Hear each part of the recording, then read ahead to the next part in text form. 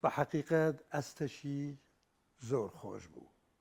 ئەوە جوزئێکی بەسیتە، ئەوەش دەستخۆشی لە زۆر بەڕێز جەنابی سەرۆک دەکەین کە ئەو هیمەتە و ئەو هەوڵدانەیدا یعنی کچکەترین وەفاداریە بۆ پێشمەرگە، بۆ خوێنی پێشمەرگە، چونکە ناوەکی مقەدەسە ناوی پێشمەرگە.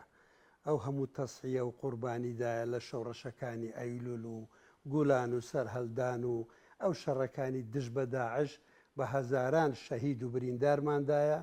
ئیمڕۆکە لە پایتەختی فەڕەنسای لە پاریس کە جەنابیان بە تەنسیق لەگە حکوومەتی فەڕەنسی کە شەقامێک بکرێتەوە بەلای پێشمەرگە، بە حەقیقەت ئەوە جێگای ڕێز و تەقدیرە و جێگای شانازیە بۆ هەموو کوردێک و بۆ هەموو نیشتیمان خوازێک کە ئەو شەقامە بە ناوی پێشمەرگەی کرا.